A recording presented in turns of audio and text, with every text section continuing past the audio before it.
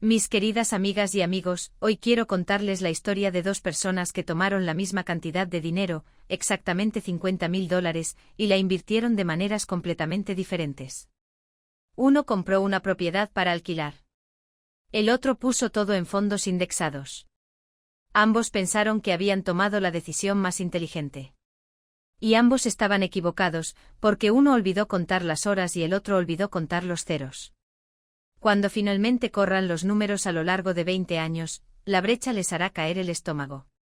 Y yo, que llevo más de 2 décadas en el mundo financiero y que he analizado ambas estrategias desde adentro y desde afuera, estoy aquí para mostrarles la verdad completa, sin adornos, sin titulares llamativos, sin el discurso motivacional que tanto abunda en las redes sociales. Mantengamos esto justo desde el principio. Javier y Marcos tienen exactamente el mismo punto de partida financiero. Ambos tienen $50.000 ahorrados. Ambos ganan $55.000 al año. Tienen la misma edad, viven en la misma ciudad, y parten del mismo lugar financiero. La única diferencia es lo que hacen con esos $50.000. Javier usa ese dinero como el 20% de pago inicial en una propiedad de $250.000, una casa modesta de 3 habitaciones en un vecindario decente.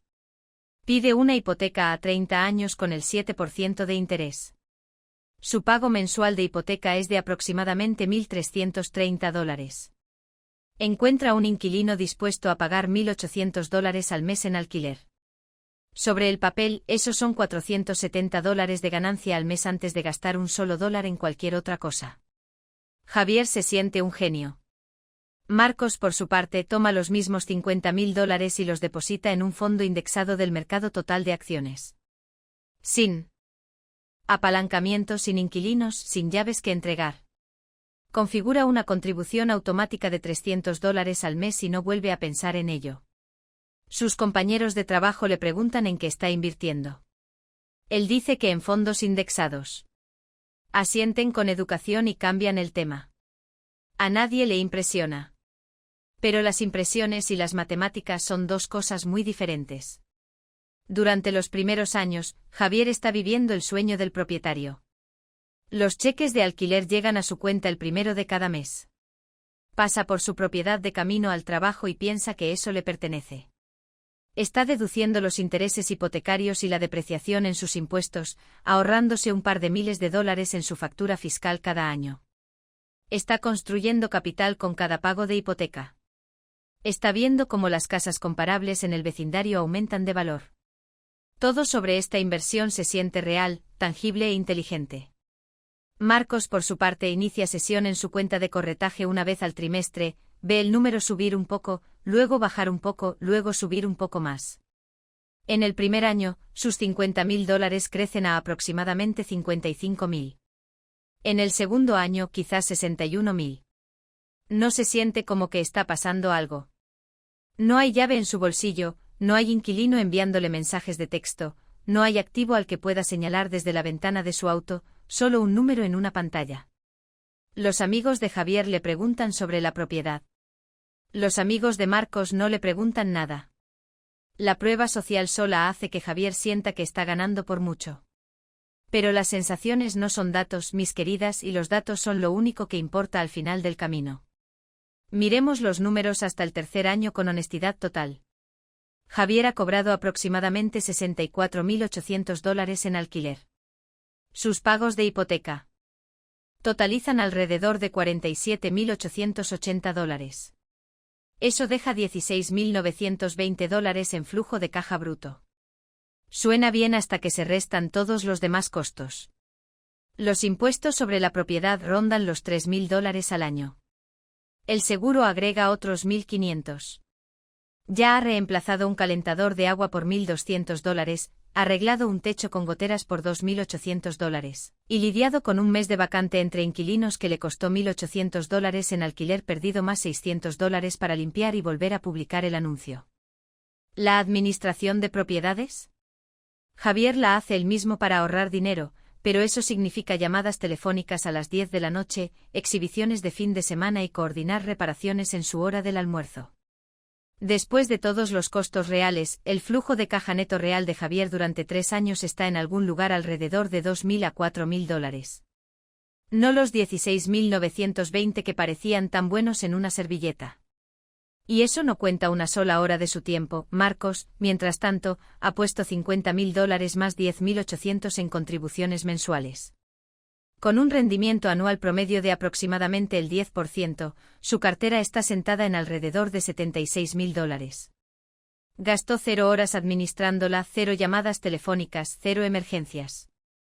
Pero Javier todavía tiene el apalancamiento trabajando para él.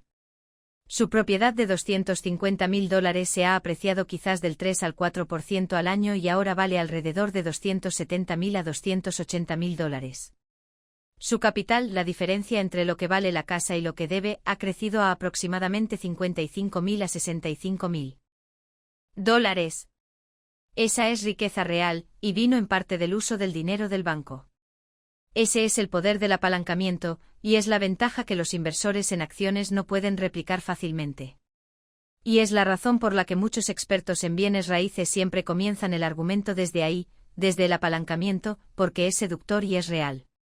El cheque de alquiler es el número del que todos hablan, mis queridas. Es el número en el titular de YouTube, el número en la reunión de inversión inmobiliaria, el número del que presume tu amigo propietario en la reunión familiar. Lo que nadie menciona es todo lo que sale de ese cheque de alquiler antes de que realmente te quedes con algo de él. La vacancia es el primer sangrador silencioso. La propiedad de alquiler promedio está vacía aproximadamente un mes por año.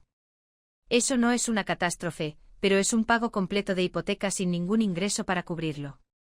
Y cuando un inquilino se va, estás pagando la limpieza, reparaciones menores, tarifas de publicación y tu propio tiempo para revisar y mostrar. El mantenimiento y las reparaciones son el segundo gran desconocido que nadie calcula de antemano. La regla general es presupuestar del 1 al 2% del valor de la propiedad por año para mantenimiento. En una casa de $250.000, esos son de $2.500 a $5.000 anuales. Algunos años es un grifo de $200 para arreglar.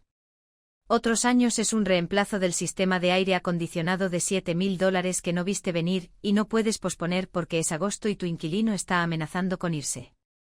Los gastos de capital son los que verdaderamente cambian la ecuación a largo plazo. Los techos duran de 20 a 25 años.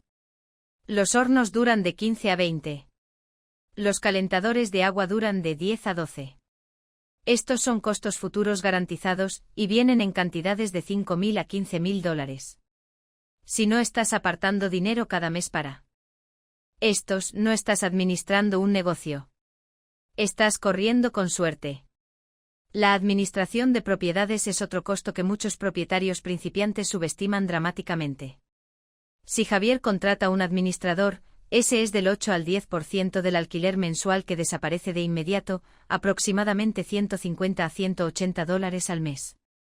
Si lo administra él mismo, está trabajando un trabajo a tiempo parcial por el que no le pagan. De cualquier manera, cuesta algo. Y luego está el riesgo que a nadie le gusta discutir, los malos inquilinos. Un inquilino que deja de pagar y conoce el proceso de desahucio puede costarte de 3 a 6 meses de alquiler perdido más honorarios legales. Ese único evento puede borrar el beneficio de un año completo o más.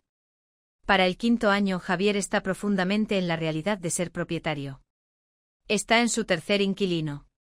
Ha reemplazado el techo por $8.500, lidió con una emergencia de plomería que costó $1.400 y pasó un mes con la propiedad vacía entre inquilinos. Ha aumentado el alquiler a $1.950, lo que ayuda, pero sus impuestos sobre la propiedad y el seguro también han subido. Su retorno real de efectivo sobre efectivo, el dinero que se embolsa en relación con el dinero que invirtió, ronda el 3 al 5% después de todos los gastos reales. No está mal, pero no es el 15 al 20% de retorno del que le habló a sus amigos. Marcos sigue haciendo absolutamente nada. Su cartera ha crecido desde $50.000 hasta aproximadamente $135.000 a $150.000 para el 7.º año, incluyendo sus contribuciones mensuales de $300. No seleccionó acciones. No sincronizó el mercado. No hizo nada excepto no tocarlo. El crecimiento compuesto está empezando a acelerarse. Las ganancias sobre sus ganancias ahora están generando más nueva riqueza cada año que sus contribuciones originales. Aquí está lo que está sucediendo por debajo de la superficie que la mayoría de las personas nunca ven claramente. La riqueza de Javier está creciendo, pero está creciendo lentamente después de los gastos y requiere atención constante. La riqueza de Marcos está creciendo en una curva, lentamente al principio, luego más y más rápido.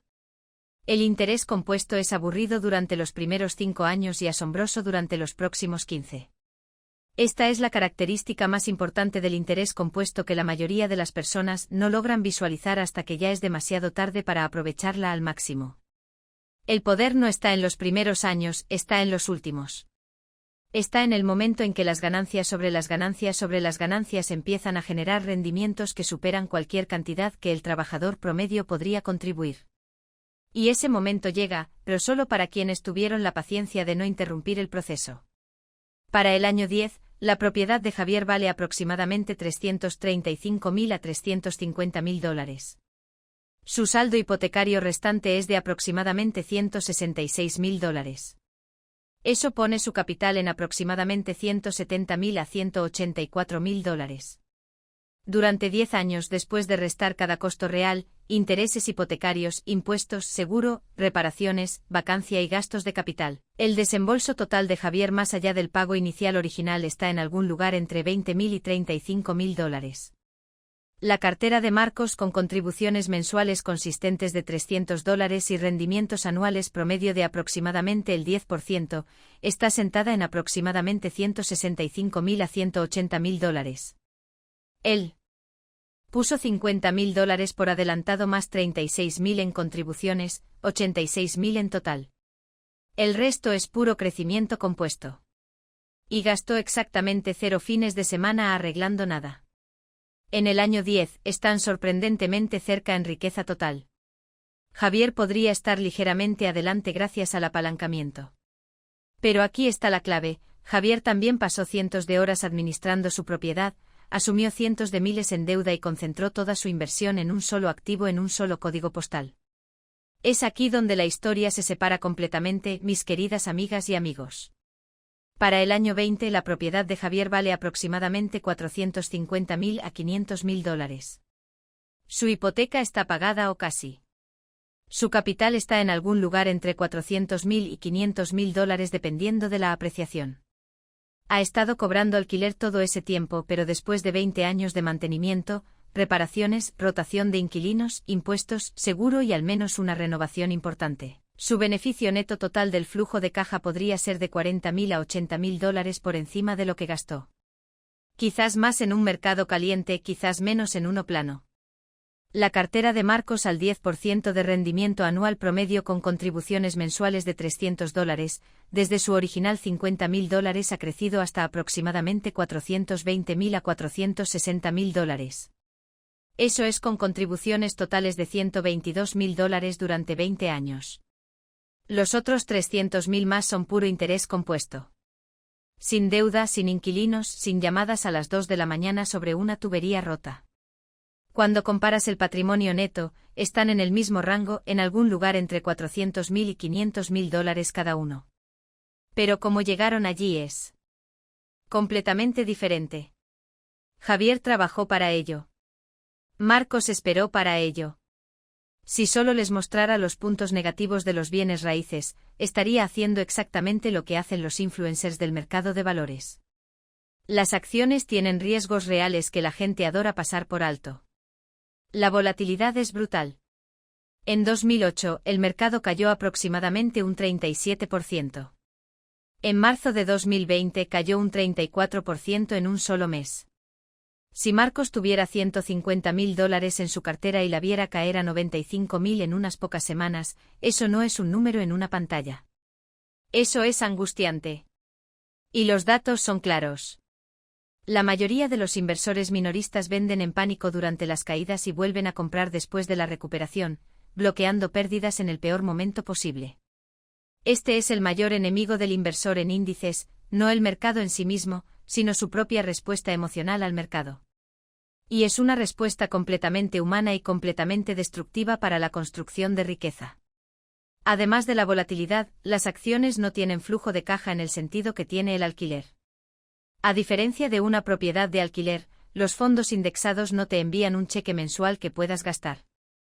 Los dividendos existen, pero en un fondo del mercado total, estás viendo quizás un rendimiento de dividendos del 1.5 al 2%. En $150.000, eso son aproximadamente $200 al mes. Eso no está reemplazando el ingreso de nadie. Y no hay apalancamiento, que es el argumento más poderoso a favor de los bienes raíces. Marcos usó $50.000 para controlar $50.000 en activos. Javier usó $50.000 para controlar $250.000 en activos. Ese apalancamiento de 5-1 es poderoso cuando los valores de las propiedades suben. Y es la razón principal por la que los bienes raíces crean más millonarios que el mercado de valores en muchas encuestas. Y luego está la magia fiscal que no existe en las acciones.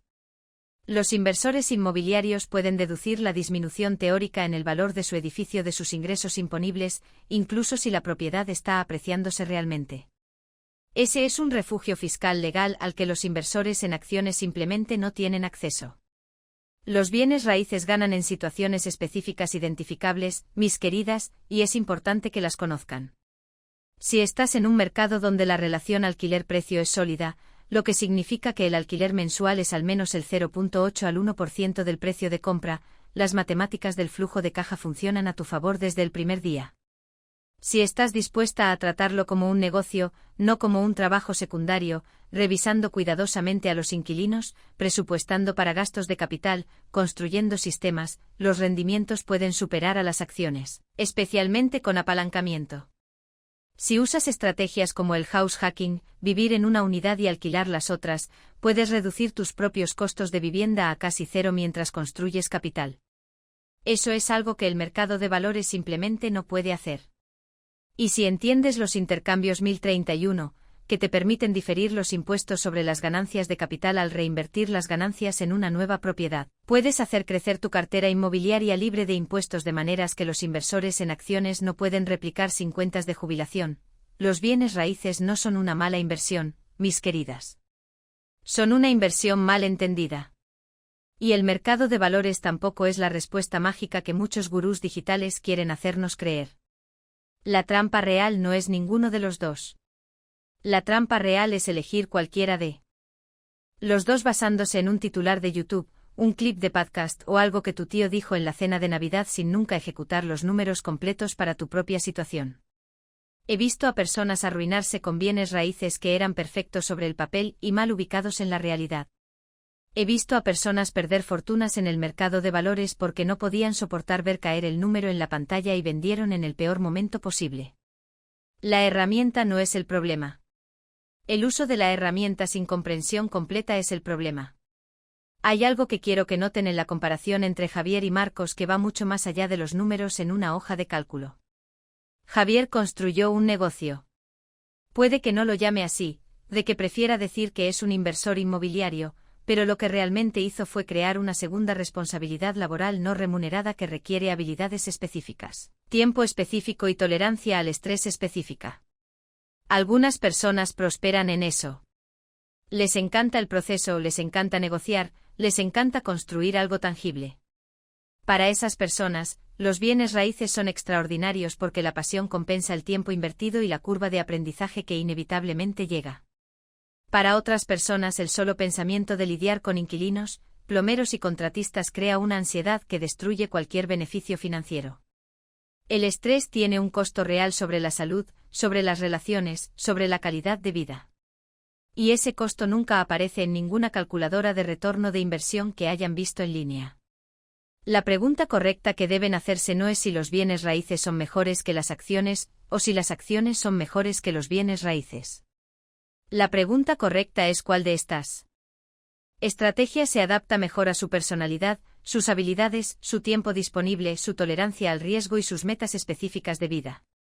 Alguien que tiene habilidades de construcción, que disfruta de los proyectos físicos, que tiene tiempo los fines de semana y que vive en un mercado con buenas relaciones de alquiler a precio, tiene una ventaja natural en los bienes raíces que Marcos nunca tendría. Alguien que tiene una carrera absorbente viaja frecuentemente, tiene poca tolerancia al estrés operativo y no tiene interés en la mecánica de administrar propiedades, tiene una ventaja natural en la inversión pasiva que Javier nunca reconoció. Esto no es relativismo financiero. Es reconocer que la mejor estrategia de inversión es la que realmente ejecutarán durante 20 años sin abandonar cuando las cosas se pongan difíciles. Y aquí está lo que cambia las matemáticas de manera dramática cuando consideran el factor de contribución adicional. Si Marcos aumentara su contribución mensual incluso $200 más, llevándola a $500 al mes, su cartera a 20 años salta a aproximadamente $550.000 a $600.000. Eso es porque en el mercado de valores, aumentar tu contribución tiene un efecto multiplicado a través del interés compuesto. En los bienes raíces, aumentar tu inversión generalmente significa comprar otra propiedad, tomar otra hipoteca y duplicar tu carga de trabajo. El escalamiento en el mercado de valores es fundamentalmente más simple que el escalamiento en los bienes raíces, lo que es una ventaja significativa para quienes tienen ingresos crecientes pero tiempo limitado. Y el tiempo, mis queridas amigas y amigos, es el recurso más limitado que tenemos. Mucho más limitado que el dinero, porque el dinero se puede ganar de nuevo, pero el tiempo que pasan administrando propiedades a las 11 de la noche nunca regresa. Si están pensando en hacer ambas cosas, poseer propiedades e invertir en el mercado al mismo tiempo, quiero que sepan que esa es una conversación completamente diferente y las matemáticas podrían cambiar todo lo que creen saber. Muchos de los inversores más exitosos que he conocido a lo largo de mi carrera utilizan ambas herramientas estratégicamente. Usan los bienes raíces para el flujo de caja y el apalancamiento. Usan el mercado de valores para el crecimiento pasivo y la liquidez. Se aseguran de que ninguna de las dos estrategias los consuma completamente ni concentre demasiado riesgo en un solo lugar. Diversifican no solo dentro de las clases de activos sino entre ellas. Y nunca, absolutamente nunca, toman una decisión de inversión importante basándose en lo que alguien dijo en un podcast sin antes hacer los cálculos completos para su situación específica. La próxima vez que alguien les diga que los bienes raíces siempre ganan, o que el mercado de valores siempre gana, mis queridas amigas y amigos, quiero que hagan una sola pregunta. ¿Incluiste todo? ¿Incluiste el tiempo? ¿Incluiste el estrés? ¿Incluiste la vacancia, el mantenimiento, los gastos de capital, la concentración de riesgo, la falta de liquidez? ¿O solo incluiste el cheque de alquiler y el precio de apreciación? ¿Incluiste la volatilidad, el riesgo de pánico-venta, la falta de flujo de caja, la ausencia de apalancamiento? La respuesta que incluye todo es la única respuesta que importa. Y esa respuesta invariablemente es más matizada, más personal y más honesta de lo que cualquier titular puede capturar. Eso es lo que les debo como alguien que los aprecia, que quiere su prosperidad genuina y que sabe perfectamente bien que la riqueza real no se construye siguiendo modas, sino entendiendo profundamente las herramientas que tenemos disponibles y usándolas con sabiduría, paciencia y plena conciencia de lo que realmente cuestan.